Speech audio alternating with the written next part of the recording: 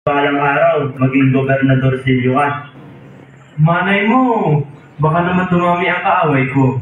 Ito nga ang trabaho ng kabesa, kolektor ng buwis de sedula.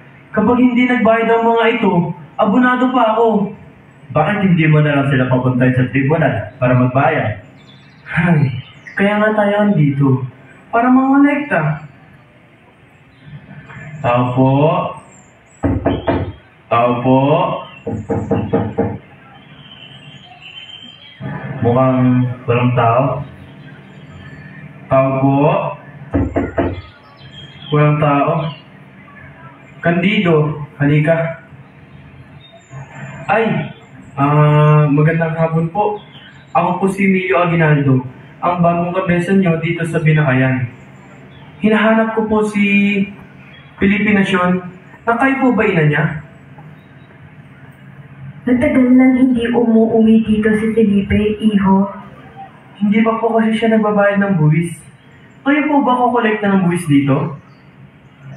Wala akong pambayad sa iyo, iho. Kasi po, pag hindi kayo nagbayad, ako po magbabayad nito. Anong gagawin mo? Sige po, alis na po kami. Aabanuhan mo yung 5 piso? Walang salapi si Lola eh. Ay, iho, sandali, halika. Wala akong salapi, pero ito lang ang nabibigay ko sa kabaitan mo. Mahaba ang buhay mo, pero marami kang makakaaway dahil sa paniniwala mo. Pero marami din ang magmamahal sa iyo.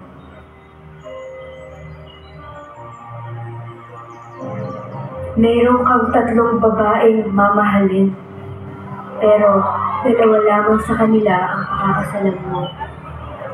Ako po, Inang. Ano pong nakikita niyo? Makabuluhan ang buhay mo, Candido, pero 1 bala lamang ang magtatapos nito. Mamamatay kang kasama mo si Leon. Iho, maghahari ka sa isang kaharian hindi mo pamumunuan. Gayunpaman, maraming magtatangkang umagaw dito sa iyo. Sisiguraduhin mo hindi sila mamamatay. Mag-iingat ka. Salamat. Alis na po kami, Inang. Nakakatakot yung sinabi ng matanda.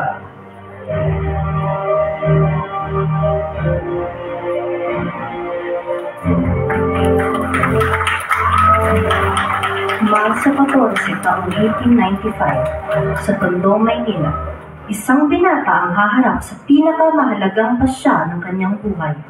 Si Emilio, puno ng tapang at pag-ibig sa bayan, ay sasapi sa kataas-taasang kagalang-galangang katipunan ng mga anak ng bayan.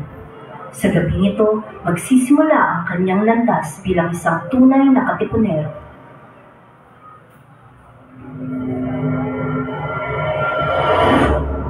Bilang patunay sa iyong pagsapi, Ginoong Emilio Aguinaldo E. Fami ng Cavite Viejo, ipataw mo ang parusang kamatayan sa isang bilanggong nagtaksil sa kanyang bayan. Kapatid na talibay, ibigay ang hudyat sa nais tumapi.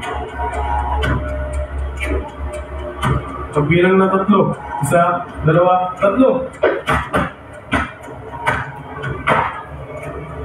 Alisin mo na ang iyong piri. Nakapasa ka, Emilio Aguinaldo, sa iyong huling pagsubok. Isa ka ng ganap na kasapi ng kataas-taasang, kagalang-galang na katipunan ng mga anak ng bayan. Ano ang nais na itawag sa iyo sa kilusan? Magdalo po, senyor. Magdalo. Magdalo. Malaking bagay ang pagsapi mo sa kilusan. Bilang kapitan munisipal, malaki ang maitutulong mo sa darating na pag-aalsa laban sa mga Kastila. Mabuhay ka, Magdalo.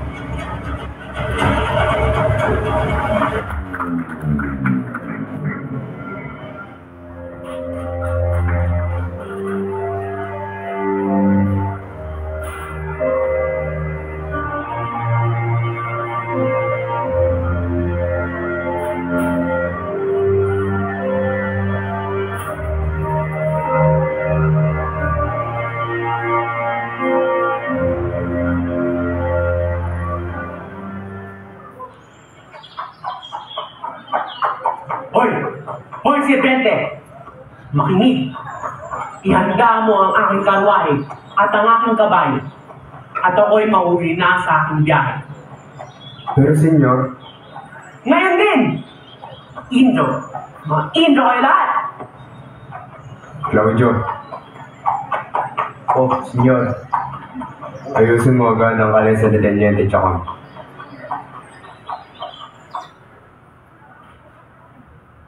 Maraming nangangailangan ng patubig dito sa Cavite at Viejo. Magtatayo tayo ng mga balon sa lahat ng mga sityo. Nasaan na ang aking karwahe? Ayoko nang magsayang ng oras pa dito! Bastos! Sumaludo ka muna! Ke? Sumaludo ka muna bago ka pumasok. At kanino naman ako sasaludo? Su Alteza Real, la Reina Riente, Maria Cristina. Nasaan na ang aking karwahe? Claudio, ang kalesa ni Teniente Chacon. Kanina pa po, nasa labas, nasa tabi po ng tribunal. Sa susunod, kilalanin mo muna kung sino ang dapat mong respetuhin. Binabantayan kita.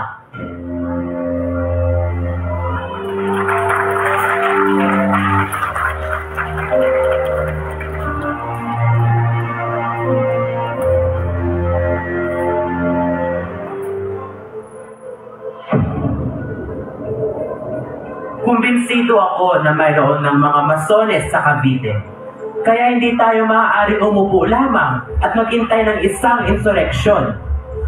Dapat tayong kumilos laban sa mga instrumento ng Diablo.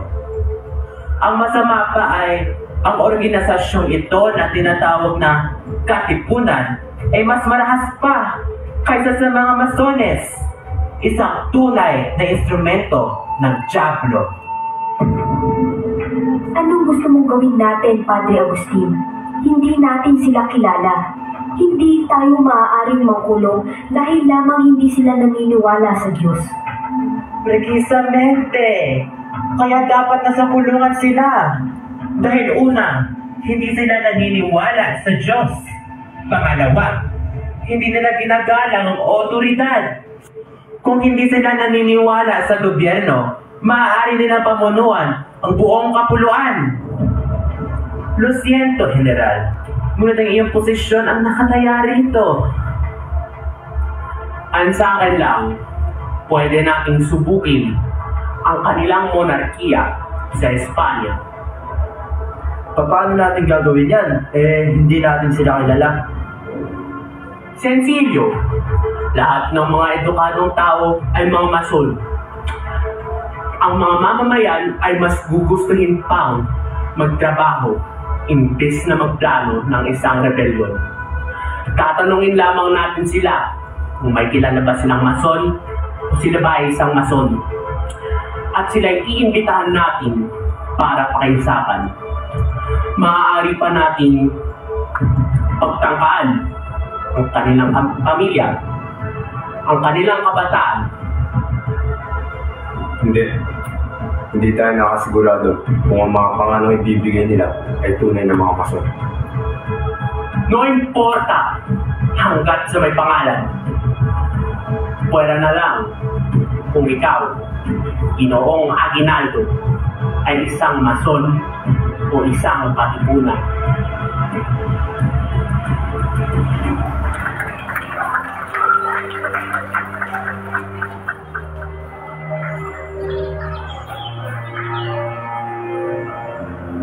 Kagagaling ko lang sa pupupulong sa asyenda. Alam na sa Maynila ang katipunan na tayo sa Supremo, kailangan magsimula agad ang himagsikat. Nais ang Supremo atakin ang Maynila. Kailangan mo lang mahuli dito sa atin sa Cavite. Sigurado akong nagbabantay ang hukbo ng mga Kastila. Si Chacon, gusto niyang tipunin ang lahat ng mga lalaking nakapag-aral at kasama ang mga pangalan ninyo sa listahan. Baka kailangan lumayin tayo sa bayan.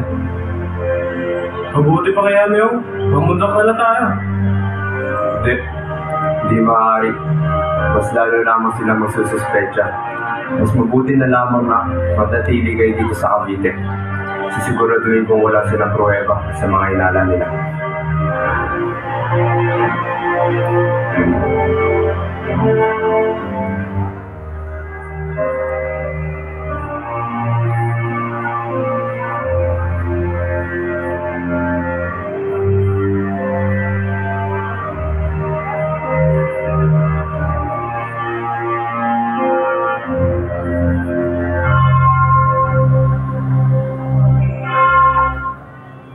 Binibinyagan kita sa ngalan ng Ama, ng Anak, ng Espiritu Santo. Amen.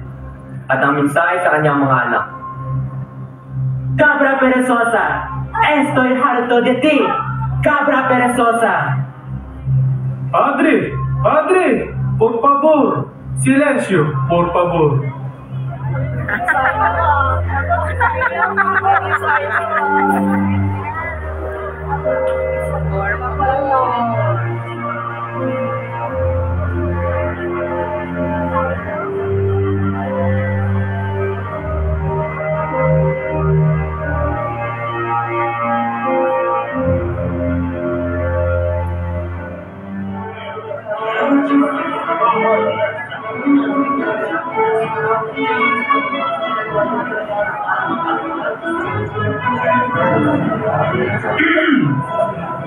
Sino? Si Luis Aguado. Ako si Luis Aguado. Anong kailangan mo? Sumama ka sa amin. Arestado ka sa salang pag-akusa bilang mason. Vamos. Huwag niyo ko hawakan. Teniente! Teniente! Por favor, Teniente! Huwag kayong makikialam. Kung ayaw nyo, arestuin ko rin kayo! Dali na.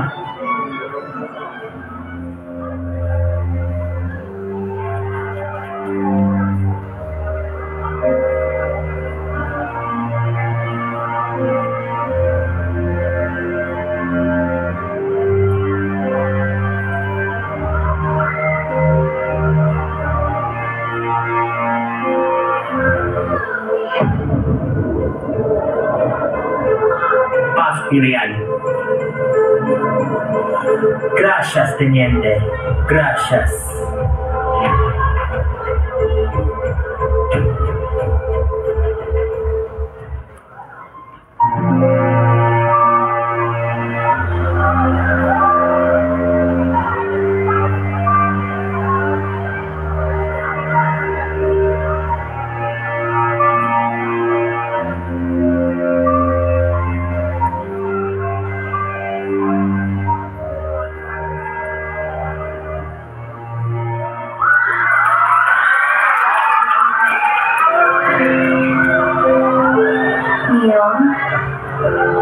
Hilaria, Bakit hindi ka makatulog?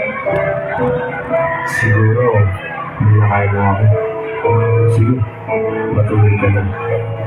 Mio, malalim ang iniisip mo. May nililihim ka. May ipagtatapat ako sa iyo, Hilaria. Ang ipagtatapat ko ay maaaring magbigay ng panganib sa iyo. Subalit, panahon na. Mahalagang malaman mo ang katotohanan. Hindi lamang natuloy. Subalit, pinanong arrestin kagabi sina Candido, Baldomero, at ako. Ako na ang kapitan ng munisipyo Cavite El Viejo. Pinanong arrestin. Hilaria, isa na akong mason. At kasapi na rin ako ng katipunan. Hindi lamang kasapi. Ako, Hilaria. Ako ang pinuno ng katipunan dito sa Cavite. Naniniwala ako sa iyo, Mio. Naniniwala ako sa adhikain mo. Hindi ko man maintindihan ng buo, pero naniniwala ako na may mas malaking dahilan kung bakit mo to ginagawa. Patnubayan ka sana ng Diyos. Sa ilalim ng higpit na pagbabantay ng mga Kastila, patuloy na lumalaganap ang kilusan ng katipunan. Sa katahimikan ng gabi, lihim na kumikilos sa mga anak ng bayan, nag-aanyaya, nagbubulong at naghahasik ng pag-asa sa puso ng mga Pilipino. Isa-isa sa gitna ng panganib at takot, isinusumpa ng mga bagong kasapi ang kanilang buhay para sa kalayaan. At ano ang kalagayan ng Las Islas Pilipinas pagdating ng mga Kastila? Nang dumating ang mga Kastila sa mga isla ng Pilipinas, ang Pilipino ay mayroon ng sibilisadong lipunan. Kapitan, ano po ang nangyari? Ang nangyayari dito ay isang paglilitis. May nahuli kaming 3 taong nasusugal. Mga tamad! Imbis na nagtatrabaho kayo, nagsusugal kayo! Kayong 3, alam ba ninyo na bawal dito sa Cavite, LTO ang pagsusugal? Mga anay! Kayo ng lipunan! Guardia, ano ang mapaglilingkod namin sa'yo? Turuan na lang po ako, baka kasi may nagaganap na katuluan dito. Salamat sa iyong pag-aalala, Guardia. Ay, hindi po natapusin yung naputo ng aga. Dahil po napanganib na po sa labas. Marami na po umiikot na bandido, katipunan ang mga tao sa kanila. Diyos niyo, ang katipunan. Salamat. Salamat, Guardia. Kapitan, una na po ako. Hindi niyo kanina, Miyong. Oo, yan. May balita galing sa Manila. Maraming nang inaresto doon na pinaghinala ang kasapin natin sa katipunan. Nais na Supremo na simulan na ang revolusyon sa Agosto 29.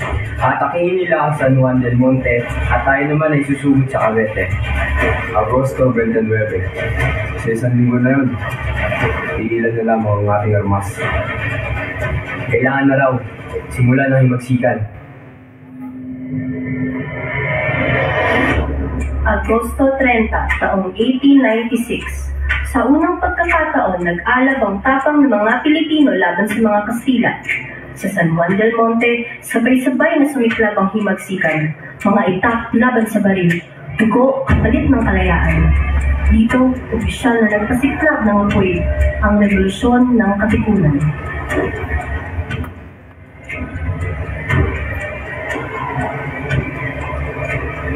Anong nangyayari? Bakit hindi pa nagpapunto ang Manila? At bukas pa rin ang mga ilaw sa Paseo de la Luneta. Dapat ay patayin muna nila ito bago sila magpaputok. Miyong, paano kapag nahuli si Supremo bago pa tayo magsimula? Paano kapag sumbong nila tayo sa mga militar? Wala nang atrasan to, Kandido. Patay kung patay. Laban tayo. Kapitan! Kapitan! Nagkakagulo sa Manila. Pinasok na ng mga Guardia Civil ang imprento ng Diario de Manila. Marami na ang inaresto. Kamusta ang Supremo? Nakatakas siya at nagbubuo ng mga tauhan. Ang ilan sa mga hindi pa nahuhuli. Maraming namatay sa mga kasama namin nang sugurin nila ang San Juan del Monte. Balita namin ay papunta siya ng Balara. At ano ang payo niya tungkol sa pag-atake? Nasa sa inyo, Kapitan. Wala na ang katipunan sa Maynila.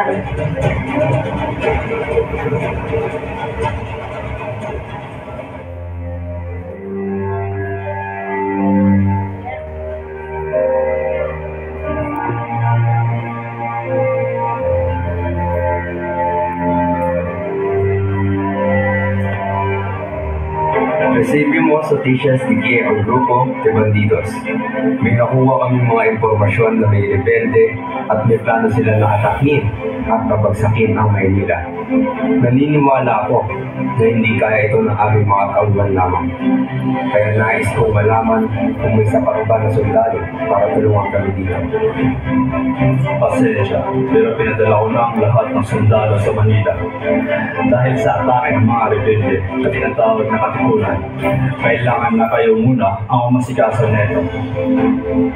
Pasensya, ngunit hindi kami makakatulong.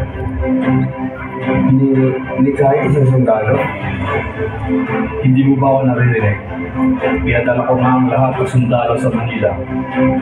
Bueno, gracias, senyor. Gracias. Walang anuman. Sa gitna ng lumalakas na himagsikan, ipinagutos ng Katipunan ang pagtakip kay Padre Agustin.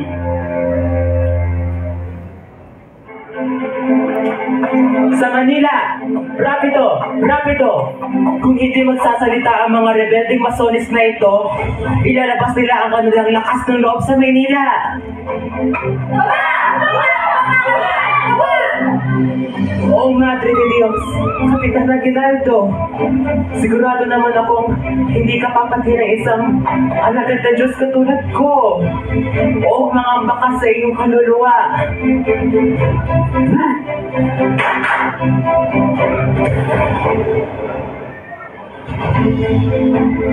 Hunyo 12, taong 1898, sa Cavite El Viejo, sumiklab ang pinakamatamis na tagumpay ng ating bayan, ang unang pagdeklara ng kalayaan laban sa mga Kastila. Patayin sila! Mga kasama, magulos dili kayo. Kapitan, dapat gantihin ang mga yan! Dapat tayo maghiganti! Mga kasama, ang Cavite El Viejo ay isa ng bansang malaya. Papayag ba kayo muli na magpasakop tayo sa bansang Espanya? Kung gayon, nakakailangan na ikayatin na natin sa panahon ito ang lahat ng bayan dito sa lalawigan ng Cavite. Kailangan natin ng suporta sa lahat ng kapitan munisipal, pati na rin ng suporta sa lahat ng probinsya para mag-aklas laban sa mga Kastila. Kaya sa lahat ng mga kalalakihan, inaanyayahan ko kayo na sumali at sumama sa amin kung ayaw na ninyong magpaalipin sa bansang Espanya. Handa na ba tayo? Wala tayong mga armas, wala tayong baril. Hindi pa hinog ang panahon para sa atin. Walang gana na po, Lolo. Mga kasama, mas pipiliin ko pang lumaban ng hindi pa hinog kaysa tumanda ng isang pamamalakan na nabubulok. Hindi ilaw ang mangarap na maging isang malaya. Mabuhay ang kalayaan! Mabuhay ang kalayaan!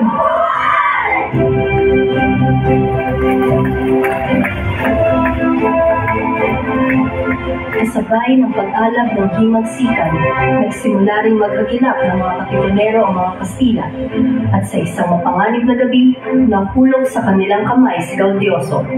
Sa kanyang pag-aresto, nakataya ang buhay ng mga kasama at ang lihim ng buong katipunan.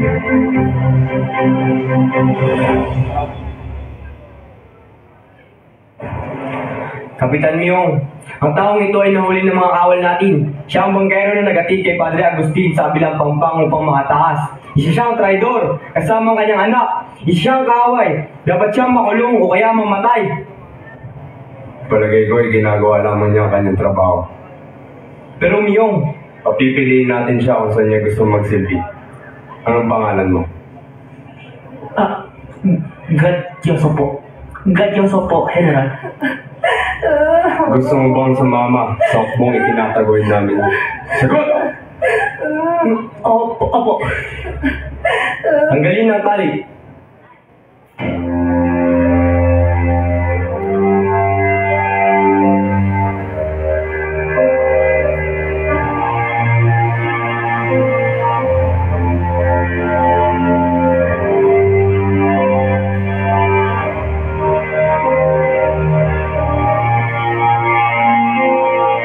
Gobernador General!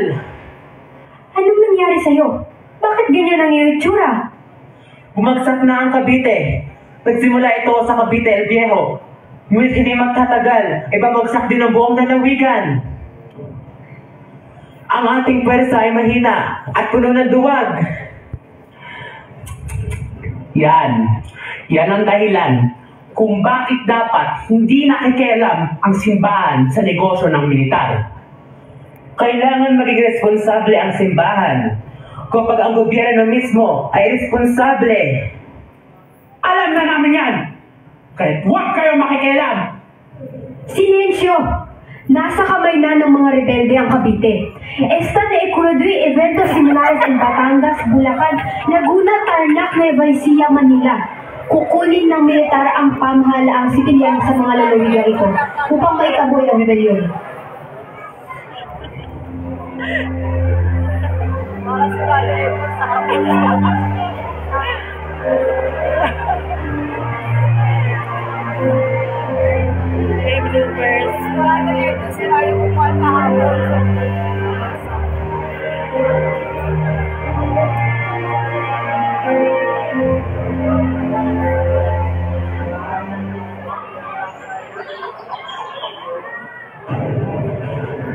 Hawakan ninyong mabuti ang inyong mga baril.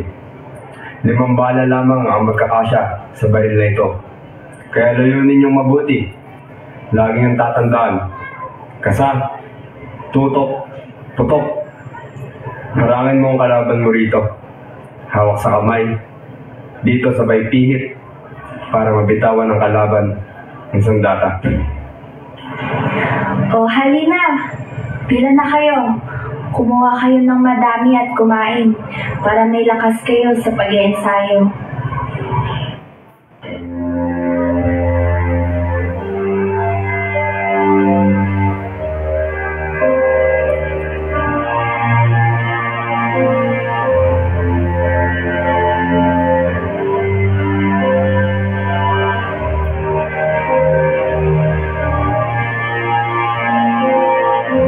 Sugod!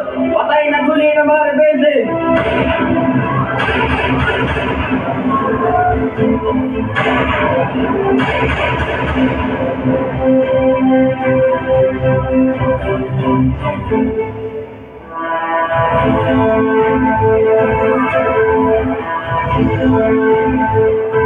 Sa pagkatalo ng katipunan, dumating si Jose Tagle, tagapagpadala ng balitang magbabago sa takbo ng himagsikan.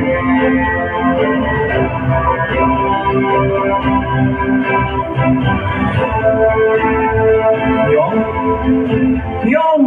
Mga kasama! Si Myong! Tulungan niyo akong buhatin natin siya! Anong nangyari sa Myong? Salamat sa Diyos at buhay ka! May mga nagsabi na baka raw patay ka na!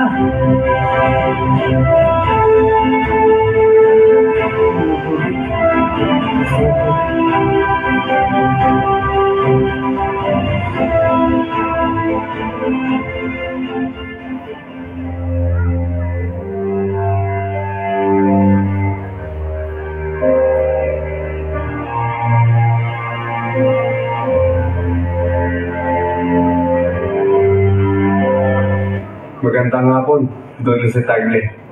Candido, Don Jose Tagle, alias Pilar ng Imus. Myong, mabutit buhay kayo. Nabalitaan namin ang nangyari sa Cavite El Viejo. Sinugod na namin ang kwarta ng mga gwardiya sibil. Napatay namin ang mga praile at mga gwardiya sibil. Nasa amin na rin ang kanilang mga armas. Nasa inyo ang serbisyo ng buong bayan ng Imus. Maraming salamat, Senyor Tagle. Pero sigurado naghahanda na ang mga pwersa ng Kastila para makarating sa Imus ngayon. Dito tayo makakabawi sa nangyari sa Bacoor. Pero bago ang lahat, kailangan makakuha pa tayo ng mga bagong militar.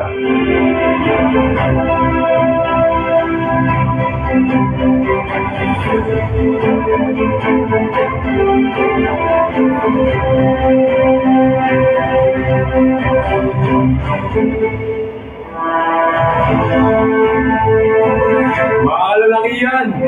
Sumama na kayo sa aming hukbo! Silabas na po kayo. Mawa na kayo sa ating laban. Magiging malayan na rin ang Cavite! Diyos, ilayo mo ang anak sa batalyon gagawin natin. Ihabilin mo siya kay na Inay o Ilaria. Sigurado mo panganib ang pagdating ng pwersa ng mga Kastila. Opo, Kapitan. Cecilia! Cecilia?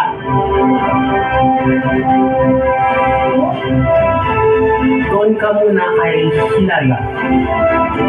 Opo, Ivan.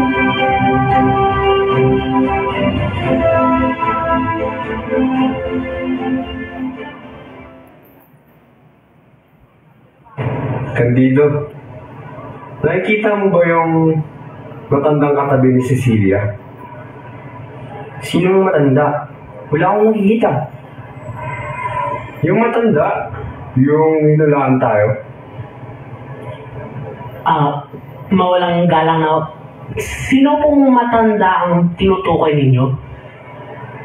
May isang matandang babae na nagula sa amin. Ang sabi niya, magiging hari si Myong kapag namatay ako sa isang labanan. Hindi naman. Hindi naman ganun yung pagkakasabi. Tapos sinabi niya, maraming magbabalak na agawin ang trono sa pagkahari, subalit hindi sila magtatagumpay. Si Candida naman, putol-putol ang kwento mo eh. Sa Imus, Cavite, unang nasilayan ang matamis na tagumpay ng Katipunan. Sa lakas ng mga anak ng bayan, gumuho ang kapangyarihang Kastila. Dito nagsimula ang pagwawakas ng mahigit 3 siglong pananakop at sumibol ang pag-asa ng isang malayang Pilipinas.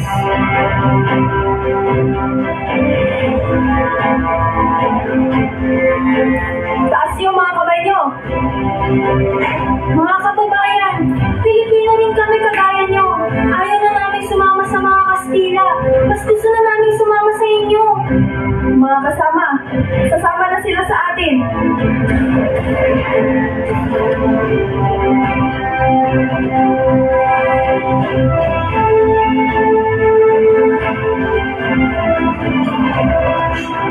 Yung, nalala mo din, mula sa akin, ang mapatapatan. Anong hula? Anong paghula? Na, mag-aalit ka. Gandigo! Hindi totoo yan!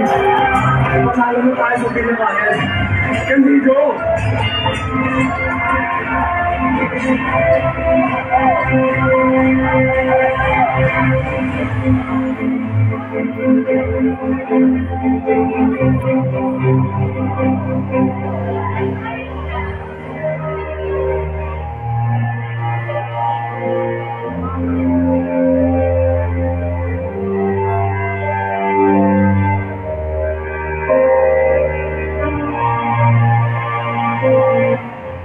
Kapitan Emilio Aguinaldo, mali atang salutasyon ng sulat na ito. Hindi ito para sa akin. Patawad, Senyor.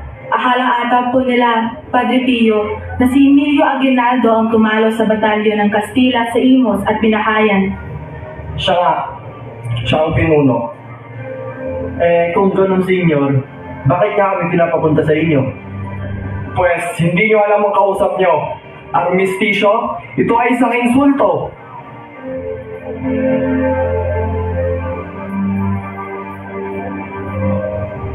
Mabuti naman at kumaga na pumunta dito sa Supremo. Patuloy ang pagkulit sa akin ni Ricarte para makita ang pagbabago rito. Bumagsak na ang katipunan sa Maynila, ngunit dito sa Imus, patuloy pa rin ang revolusyon.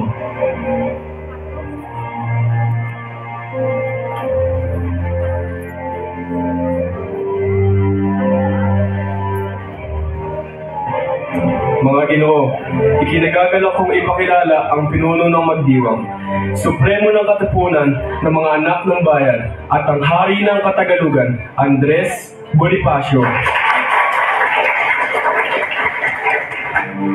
Maraming salamat, Don Mariano. Hindi lingid sa kaalaman ng lahat na ang revolusyon ay dahan-dahan ng lumalaki. Kaya naman aking naisip na tayo ay dapat pagkaisahin na ang Magdalo at Katipunan. Bakit hindi na lamang tayo magkaroon ng isang pamahalaan para sa revolusyon? Mamili tayo ng ating pinuno. Hindi na natin kailangan na mamili ng pinuno sapagkat ang Supremo na ang namumuno sa atin. Ngunit, hindi lahat ng kasapi ay Katipunan na kilala ang Supremo bilang pinuno. Kung pinuno na din naman ang pag-uusapan, bakit hindi na lang si Jose Rizal? Si Dr. Jose Rizal ay kasalukuyang nasa kulungan. Ngunit sa umpisa pa naman ay siya na ang ating pinunong parangal. Hindi naniniwala si Dr. Jose Rizal sa ating nais. Hindi siya naniniwala sa revolusyon, kaya hindi siya maaaring maging pinuno. Kung ang Supremo nga ang ating itatakdang pinuno, pues, bakit hindi natin siya formal na pagbutuhan para tuluyan na tayong magkaroon ng pamahalaang revolusyon? Nauna na ang iba sa asyenda para ayusin ang botohan, para mabuo na rin ang ating mga samahan. Pakiusap lamang, huwag natin gawing partidong politikal ang Magdalo at Magdiwang. General Aguinaldo, may mga Kastilang Kasidores kami nakita na nagtitibon-tibon sa Pasong Santol. At sa litaran kami lang madaling araw. Kung di na lamang ay mapapasa kami na nila ang Los Marines. May mga darating silang kanyon.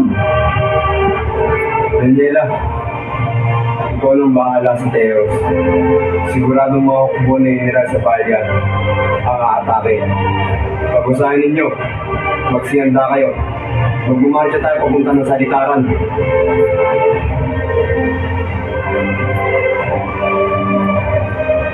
Katahimikan!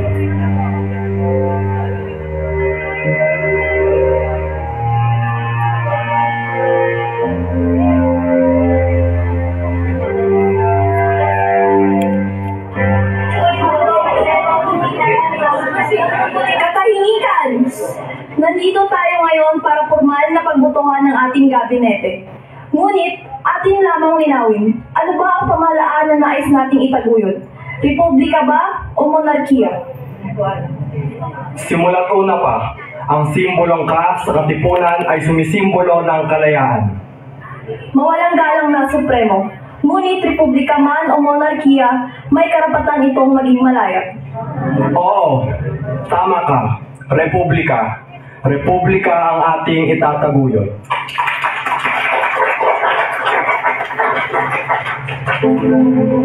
Magsisimula na ang halalan para sa pamahalaang revolusyon. Nais ko lamang na ating respetuhin at igalang kung sino ang mga halal. Simulan natin sa presidente. Sandali lamang! Hindi ba ating napagkasunduan na ang supremo ang ating pinuno? Bakit hindi na lamang tayo bumoto para sa vice-presidente? Hindi maaari. Ang napag-usapan ay formal at opisyal ang pagboto sa supremo. Kailangan natin magnomina. Tama si Daniela. Tayo dapat ay magnomina. Kung ganon, ay aking ninomina ang supremo, Andres Bonifacio, para sa pagka-presidente. Ninomina ko si General Mariano Trias. Ninomina ko si Ginoong Emilio Aguinaldo bilang presidente. Bawat isa ay mabibigyan ng papel na ilalagay sa balota. Isulat ang pangalan at pagkatapos ay tiklupin ang papel.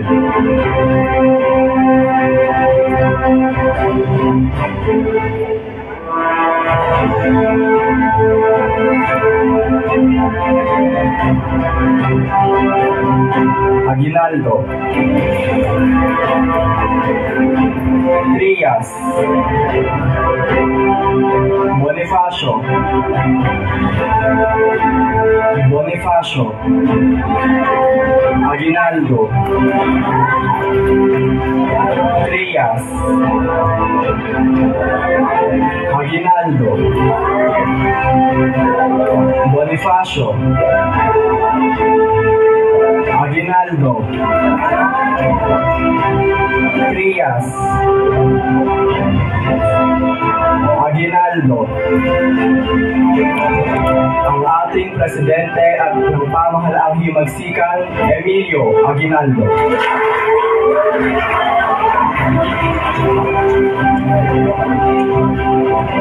Ngayon, meron na tayong presidente at yun namang gawin ng vice-presidente ang supremo. Formal at opisyal, senyor! Formal at opisyal! Kung gayon, ay ninonomina ko si Supremo Andres Bonifacio bilang vice-presidente.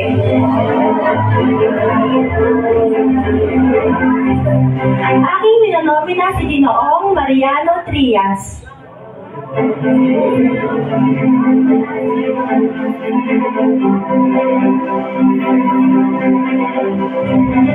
Trias, Bonifacio, Bonifacio, Trias, Trias, Bonifacio, Trias, Trias, Bonifacio, Trias. Mga Ginoo, ang ating vice-presidente ay si Mariano Trias.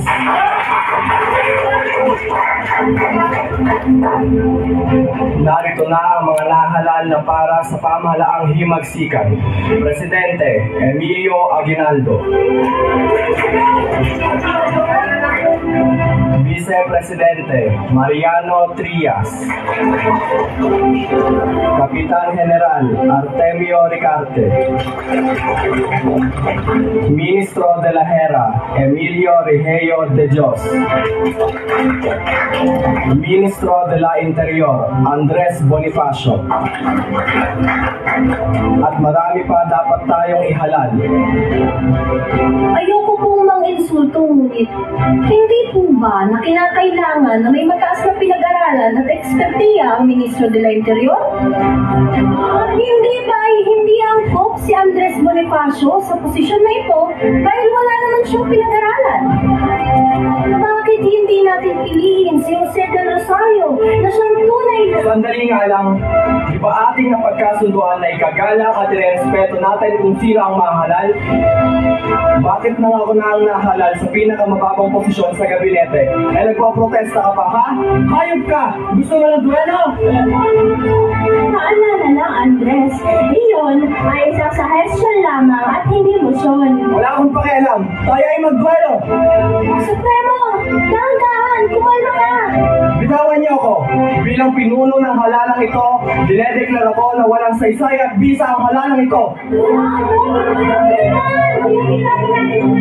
Kung hindi gagalangin ng kabitenyo ang halalang ito, kaming Batanggenyo ang magpapatupad nito.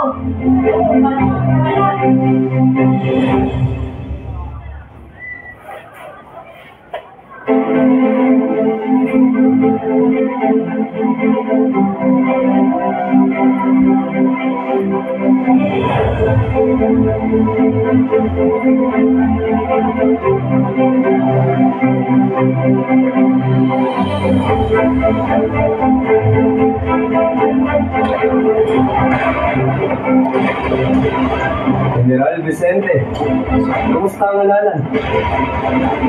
Pagpugay at pagbati sa bagong presidente ng Himagsikan, pinuno ng mga Tagalog, Emilio Infami Aguinaldo.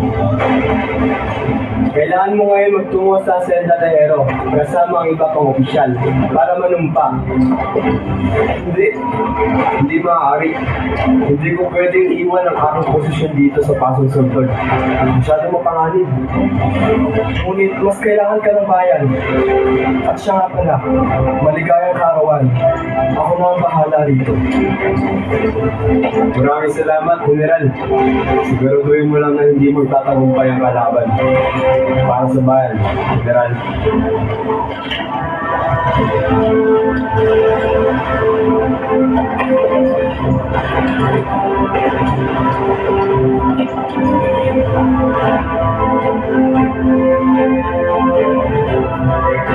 Saan kayo pupunta? Sa Pasong Santol, General. Lutos ng taas-taasan na hindi na kayo kailangan sa Pasong Santol. Kaya bumalik na kayo. Ganun po ba? Ay, susunod po. Mga sundalo, tayo na.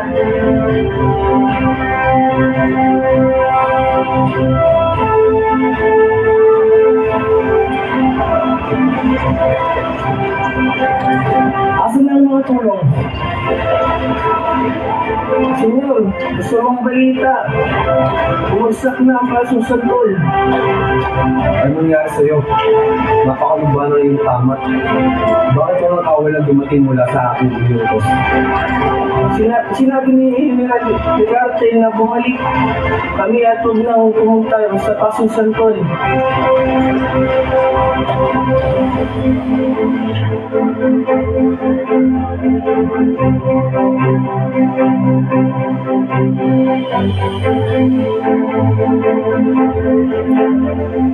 Danilio, kamusta na kayo? Mabuti naman, Senyor Oxon.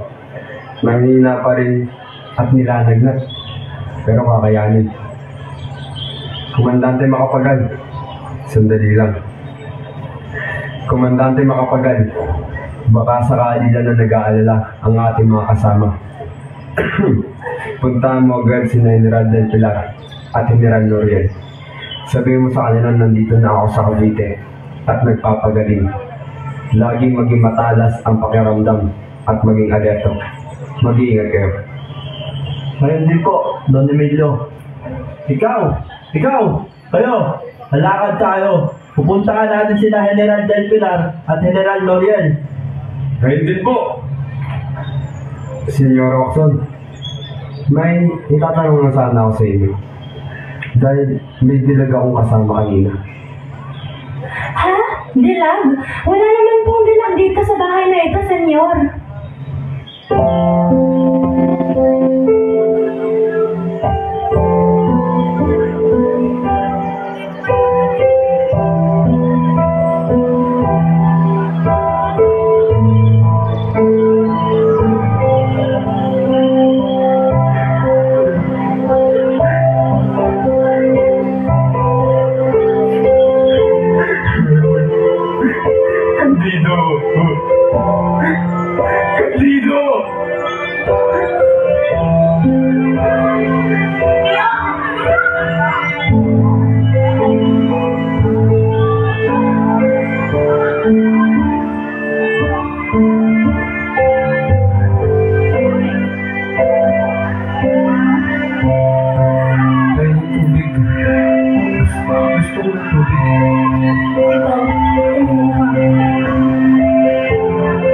Maraming salamat. Mag-iingat kayo.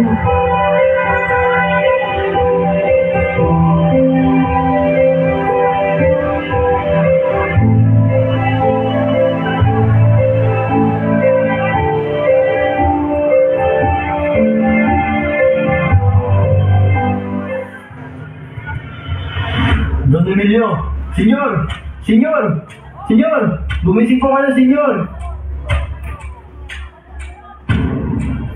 Ipinakulong kaming lahat ng supremo nang dumating gamit sa Hacienda Teros. Ng Supremo? At ng mga tauhan niya. Ipinasok kami sa isang silid. Ayaw na kaming palabasin. Lahat ng mga armas namin, kinuha. Ako lang ang nakatakas. Lahat sila nasa loob pa.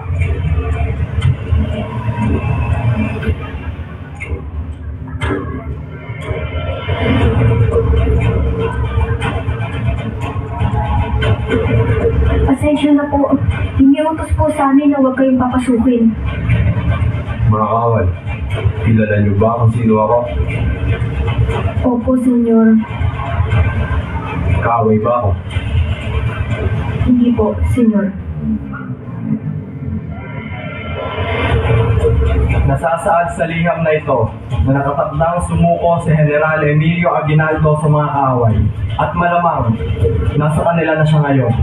Mabuti na lang at sumumpa kayo at lumagda na maging tapat sa adhikain himagsikan na ito. Mga kasama, General Emilio Aguinaldo. Magandang gabi mga Ginoo. Magandang gabi naman, General. Mabuti narito ka. Sumama ka na sa pagpupulong na ito. Maraming salamat sa pag-anyaya, Supremo. Subalit, mukhang hindi ako kailangan dito.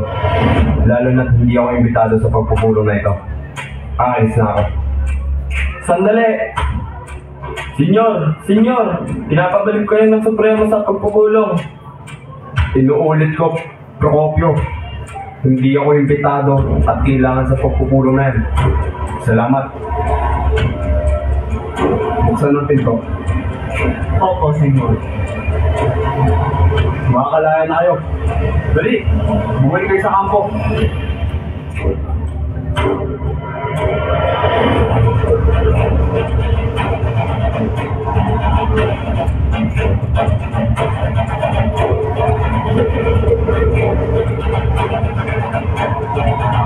Isang kahilingan lang ito. Kaunting tulong para sa mga kawan ng himagsikan, hindi mo maibigay? Ako na mismo pinuno ng himagsikan, humihingi sa'yo, hindi mo maibigay?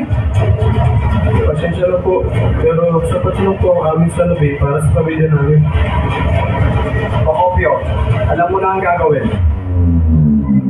Mga kasama, sunugin ang mga bahay. Mga kasama, ibigay nila ang gusto nila.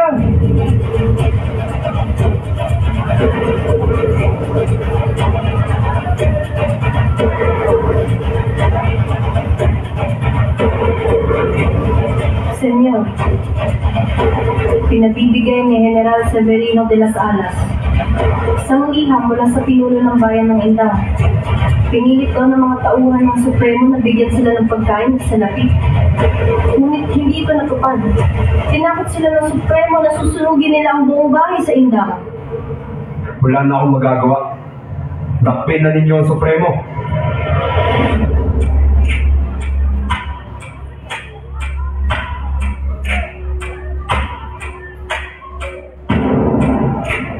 Harapin na doon! Diyan! Dito! Wala po ang Supremo. Halina kayo!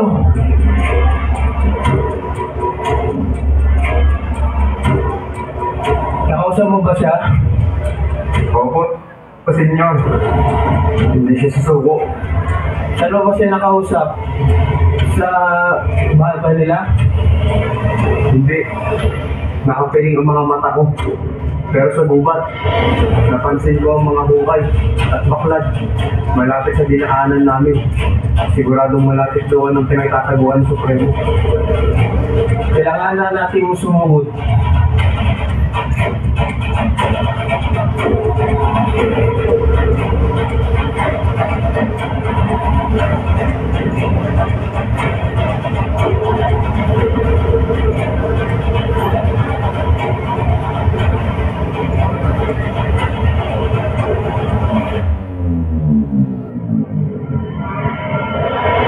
Nang nasasakdal, Andres Bonifacio, 33 anyos ng tondo, ay inakusahan sa krimen ng pagtaguyod ng isang pamahalaang panghimagsikan. Kahit nakasama siya sa unang pamahalaan ay tinaguyod na niya. Sa krimen ng traisyo, sa krimen ng pagplano, sa pagpatay ng Pangulo ng pamahalang ito, si General Emilio Aguinaldo, sa krimen ng pagpalitod sa kanyang simpang tungkulin.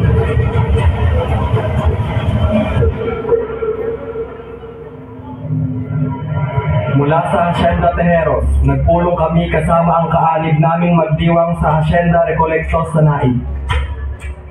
Wala pong gustong tumulong sa amin sa Indang, kaya napilitan po kami pumunta sa Limbon. Nabaril ang kapatid ng Supremo. Iilan lamang ang aming armas. Lumapit po sa akin ang Supremo. Inutusan niya akong patayin si General Emilio Aguinaldo. Kapalit ng halagang 10 piso. Hindi po totoong binayaran ng asawa ko si Pedro Quiron. Lalo hindi rin inutos ng Supremo na patayin si General Aguinaldo. May galit si Pedro Quiron sa Supremo simula pa noon.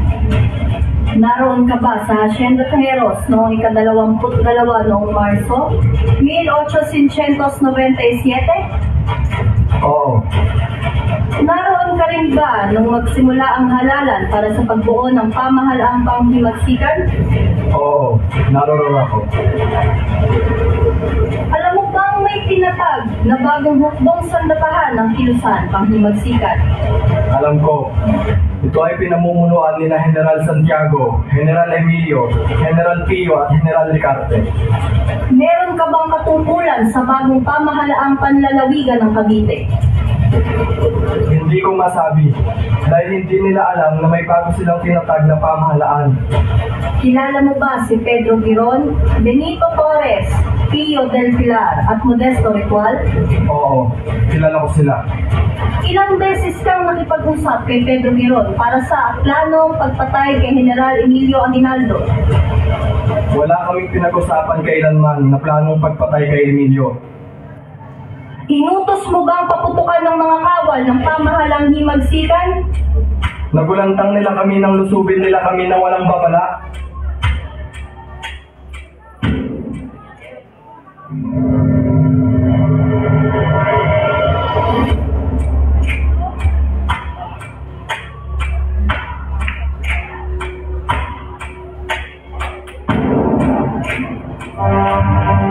Bukas na makukulong si Bonifacio. At anong desisyon ng konseho? May sala siya. Kahit ano pa ang sabihin nila, may sala siya.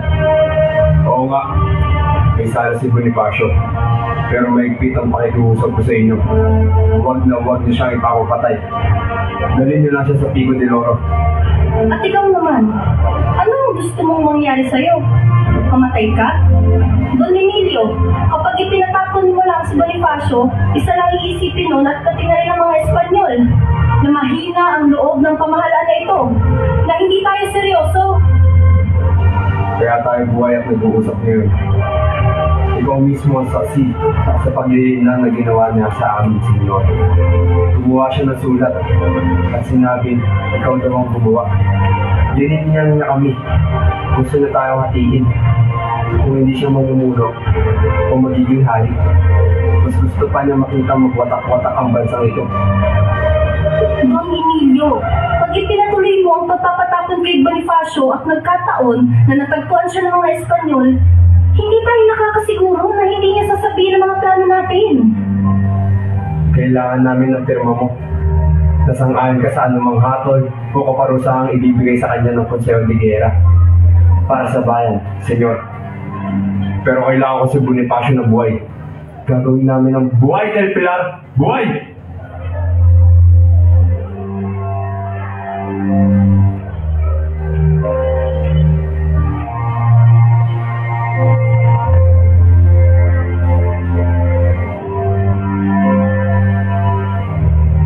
Lakad, Supremo.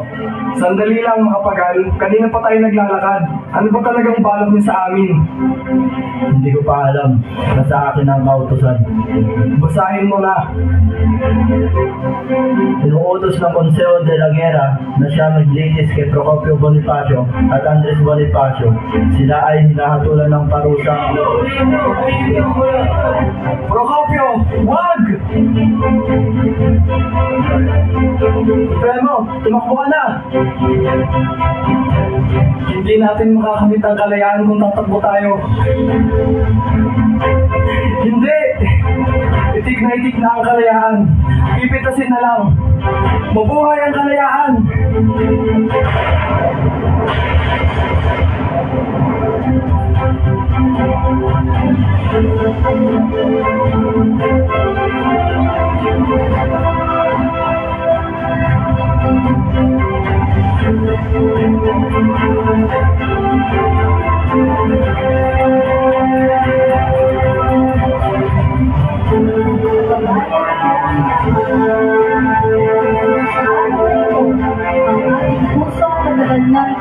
Ng pagkakaalipin ay tuluyang nakalaya.